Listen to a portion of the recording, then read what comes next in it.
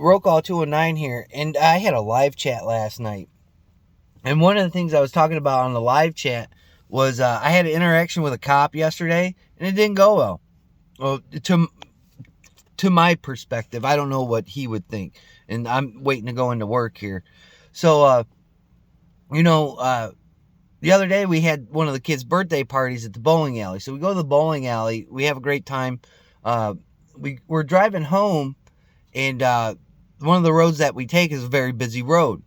It's deer season, right?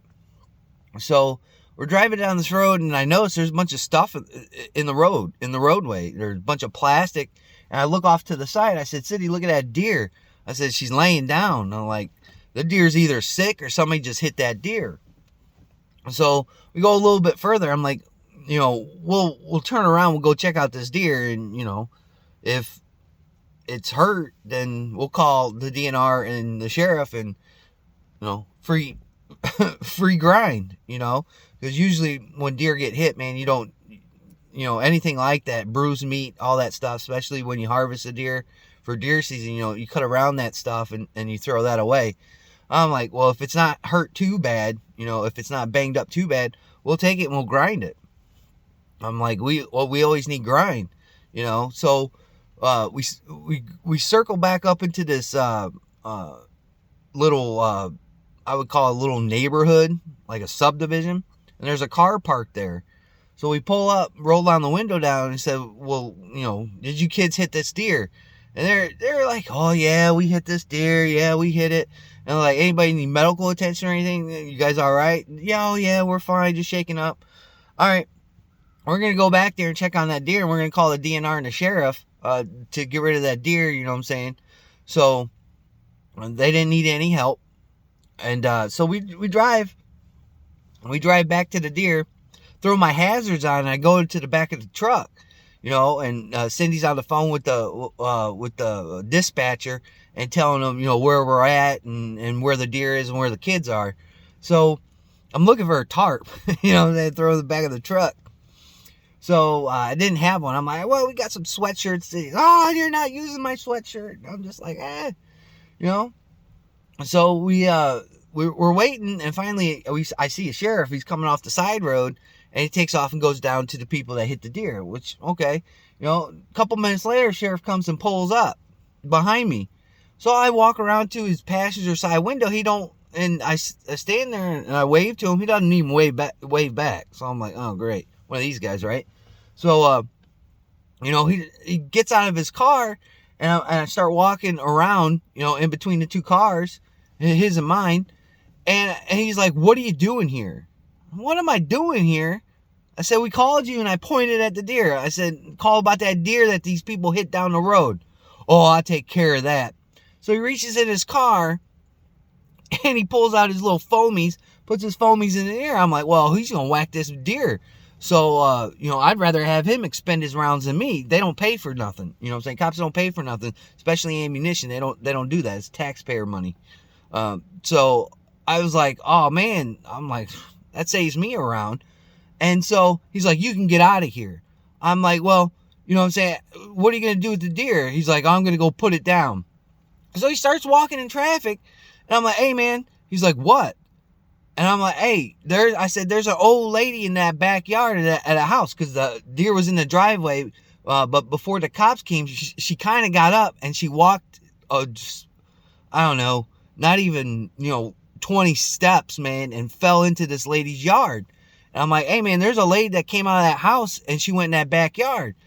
Where's she at? I'm like, she's in the backyard.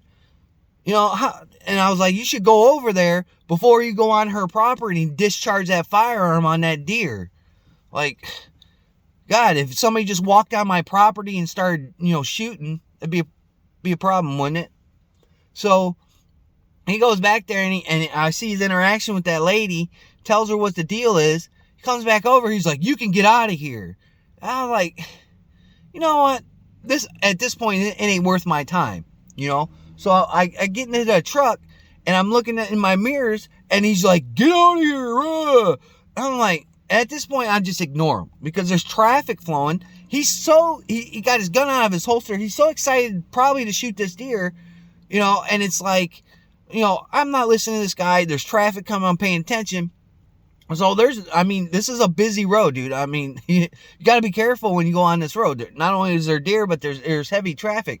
So I'm waiting, looking in my mirror for the traffic to go. Look over there. This dude walks up about 3 feet from the deer, pulls the trigger, and the deer is flopping around. I'm like, what? I'm like, dude, shoot it in the face. So we finally get to pull out, and I have to turn around. So I turn around this guy's driveway, and then we hear another shot. And I'm like, what is it? Oh, dude, this is definitely not going to be worth the time and hassle. And we turn around, we look, and we drive by, and the deer's sitting in the road, and we go, and the people are pretty much gone from the accident.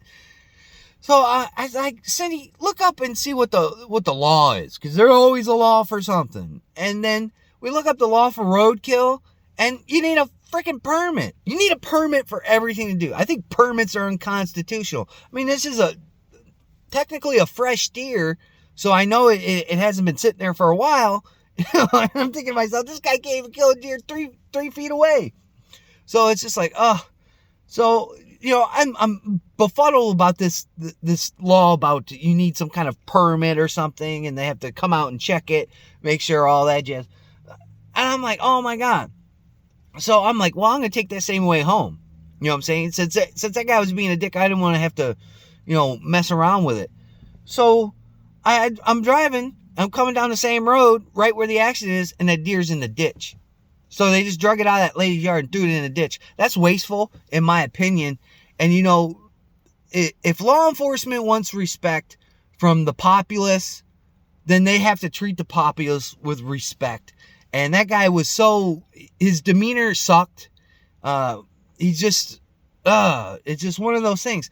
And I think to myself, that could have been 30 pounds of grind in my freezer if the guy would stop, listen to what I have to say. But again, he doesn't want to listen to what I have to say. There's nothing I can do. But I just thought it was a wasteful event that went on. Everybody was okay in the accident. And plus, that deer would have been put to good use instead of being able to just be thrown into a ditch and rot. And another reason why I didn't stop and pick that deer up is because you don't know what's going to chew on that thing for 24 hours. You just don't know what's going to happen. So I don't mess with that kind of stuff. I mean, maybe other people do, but you never know what's gnawing on these other animals that have been killed. So I thought that was wasteful in the first point, and I think it was a really crappy interaction that I had with this cop. And then thirdly, I think to myself, well, these are guys that are supposed to protect us. We gotta save the children. And he can't kill a deer at 3 feet. So with a handgun when the deer is crippled. I shake my head at this kind of stuff, so it's stuck in my craw, and it's definitely sticking there now.